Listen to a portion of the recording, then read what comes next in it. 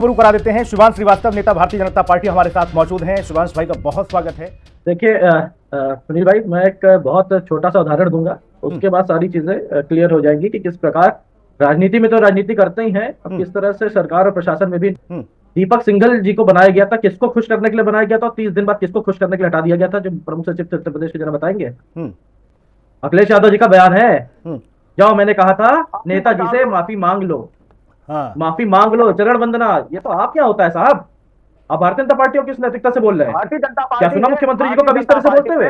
क्या सुना प्रदेश में किसी को इस तरह से बोलते हुए? उस समय तो 5 मुख्यमंत्री हुआ करते थे। अतुल भाई अभी सुनो दोबारा में आपको फिर जो कड़े फैसले लेने। और एक बात और जान लीजिए अतुल जी, जितने आपके पाले हुए पनपे हुए बड़े किए हुए अपराधी है ना, योगी आदित्यनाथ की सरकार में जो डीजीपी होगा उसके नेतृत्व में जो भी प्रकार के अपराधी हैं, जो आपने बढ़ाए पनपाए पोसे, सबका खात्मा निश्चित है। कमर तोड़ दी जाएगी समाजवादी पार्टी द्वारा पाले पोसे गए अपराधियों की, और इसी का इनको डर है। कड़े फैसले होते हैं सरकार में, इसका इनको डर है। मैं तो सवाल पूछ रहा हूं, आपसे जवाब देंगे क्या? ये दीपक सिंघल जी को क्यों हटाया गया था 30 दिन के अंदर कि जो मुलायम नेताजी से? भैया लगातार रनिंग कमेंट्री मत करो। एक प्रशासनिक अधिकारी क्यों माफी मांगेगा एक ऐसे व्यक्ति को जो पार्टी के पदाधिकारी है? और वो सवाल उठा रहे हैं कि डीजीपी कैसे होंगे? डीजीपी जो बने हैं स्टेट के जो रूल्स है उसके अकॉर्डिंग बने हैं, जो प्रोटोकॉल से जो नियम है, जो दायरे उसके अकॉर्डिंग बने। नहीं जाइए कोर्ट में, ठीक है, क्यों नहीं आप कोर्ट में? ठीक है, मैं समाजवादी पार्टी बहुत नाराज है भाई, जरा इनसे पूछिएगा। और बड़ा अतुल जी बड़ा धैर्य से सुनिएगा, किस सीनियरिटी के बेसिस पे जावेद जी को बनाया गया था उत्तर प्रदेश का डीजीपी, इस पे उत्तर दीजिएगा। वेदभूषण जी जानते हैं, इस चीज को काउंटर करेंगे। ठीक है, जात देखकर आपके यहाँ पोस्टिंग की जाती थी, धर्म देख करके एफआईआर दर्ज की जाती थी या नहीं की जाती थी, ऑन रिकॉर्ड है ये। ठीक है, और उसके बाद मैं बोलूंगा, आप दीपक राजीव कृष्ण जी के लिए आप जो सवाल कर रहे हैं, चिंता मत करिए, स्टेट का लॉ एंड ऑर्डर अभी तो आपने प्रशांत जी को देखा, राजीव जी में और बेहतर होगा, बेहतरी की तरफ गया है उत्तर प्रदेश, तभी जनता ने दोबारा चुना है। गुंडे मवाली माफिया सब किनारे कर दिए गए हैं और ना बन रहे हैं। जो आपने पाले पोसे, तो मैं वही कह रहा हूं, वो भी हटाए जाएंगे। और दूसरी बात, जैसे उन्होंने बोला कि हमें सेना को नहीं घेरना चाहिए राजनीति में, पुलिस को भी नहीं घेरना चाहिए। जिस समय अखिलेश यादव जी को शर्म आनी चाहिए, ये पुलिस मुख्यालय गए थे, इनको वहां सम्मान में चाय ऑफर की गई थी, उन्होंने कहा था आप जहर मिला के मुझे पिला दोगे तब कौन जिम्मेदार होगा? किसके लिए बोला था उन्होंने? वहां उपस्थित पुलिस वालों के लिए बोला था उन्होंने। ये बात है सिग्नेचर बिल्डिंग की, डीजीपी मुख्यालय की, उसी सुरक्षा, उसी पुलिस की सुरक्षा में अखिलेश यादव रहते हैं। हटा दे अपनी सुरक्षा, बोले अपने कार्यकर्ताओं से लाल टोपी लगा के मेरे आगे पीछे घूमो। मगर नहीं, इन्होंने पुलिस का भी राजनीतिकरण किया, उनका भी अपमान किया। कई जगह देख चुके हैं, हॉस्पिटल में जाते हैं तो डॉक्टर से कहते हैं बड़े छोटे अधिकारी हो, ये पुलिस स्टेशन में जाते हैं तो कहते हैं कि तुम मुझे जहर पिला दोगे।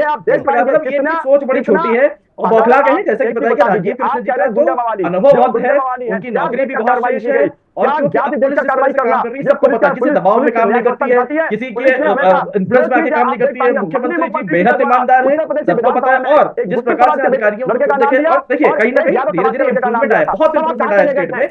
उस समय का दौर और था, शैलेश सिंह जी जो डिप्टी एसपी थे, उनका क्या हाल किया था लोगों ने और क्यों किया था सबको पता है। मुख्तार अंसारी जैसे गुंडे को बना देने के लिए, और चुनाव की बात है, इन्हीं का चाल चलन चेहरा देखिए ना, चुनाव के टाइम पे क्या बोला गया था, इन्हीं के कैंडिडेट पे क्या बोला था, एसपी और डीएम का ट्रांसफर मत करिएगा, इनसे पहले हिसाब किताब होगा। इस मानसिकता के साथ पार्टी काम करती है, तो उनसे कैसे ईमानदार अधिकारी, ईमानदार नेता और ईमानदार मुख्यमंत्री बर्दाश्त होगा? बिल्कुल नहीं पाएगा। पेट में दर्द लाजमी है और वही हो रहा है। मैं तभी कह रहा हूं, पहले पोस्टिंग किस तरह हो रही थी, आप किसको बता दीजिए कि जावेद बहुत अच्छे डीजीपी थे, उनका सम्मान करता हूं, बहुत अच्छे थे, प्रदेश में उन्होंने अच्छे से चलाया।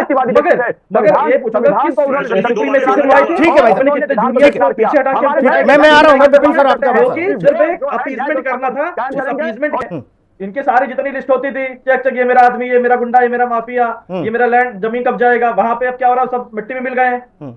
अब मिट्टी में अब ये कह रहे हैं कि डीजीपी अपना कार्रवाई का तो काम नहीं करेगा, उसे डर रहेगा, हटा दिया जाएगा। सुनिए, जो काम नहीं करेगा ना, चाहे डीजीपी पूर्णकालिक हो, चाहे वो जिस प्रकार का भी हो, चाहे कोई अधिकारी यदि काम नहीं करेगा तो हटा दिया जाएगा। मुख्यमंत्री की पावर है, अगर मैं गलत बोल रहा हूं तो वेद सर बताएंगे इस पे जी। भले 4 परमिशन और लेनी पड़ेगी, बट हटा, जो काम नहीं करेगा चाहे कोई होगा तो हटा दिया जाएगा। हम काम नहीं करेंगे, जनता हटा देगी। आपने नहीं किया तो जनता ने आपको ऐसा किनारे किया कि चलो भैया जा आगे जा वाला आपका मामला हो गया है, तो पेट दर्द तो होगा जी। न्याय जिस प्रकार से हो रहा है, जिस प्रकार से, अब सोचिए, अब आप बोलेंगे मोहल्ले में चोरी हो गई तो डीजीपी की गलती है, ये तो उदाहरण ही लेके आते हैं। ठीक है, नियम कानून कुछ पता नहीं है, कार्यवाहक है तो काम नहीं करेगा क्योंकि हटा दिया जाएगा। अरे ऐसे थोड़ी ना होता है, जो काम नहीं करेगा वो हटा दिया जाएगा। भैया यह काम करने वाली जगह है, मुख्यमंत्री 24 घंटे काम करते हैं। कोविड काल में सब जब घर में दुबक के बैठे थे ना विपक्ष के सारे नेता, मुख्यमंत्री एक जनपदों में जा रहे थे खुद से। अखिलेश यादव अपने परिवार के शुभांश श्रीवास्तव जल्दी से, वो कह रहे हैं कि पुराने वाले जो जंजाल फैला के गए उसी माया जाल में ये भी फंस के रह जाएंगे। अरे पुराने वाले ने बहुत कुछ ऐसा किया जो ये लोग नहीं चाहते थे। सफाई तो एक तरफ हो ही रही है, और आगे और सुनिए, जिस अधिकारी की नियुक्ति की गई है वो आपकी सरकार में भी तो रहे हैं। ठीक है, आप अच्छे नहीं थे, वेद साहब जल्दी से कुछ कहना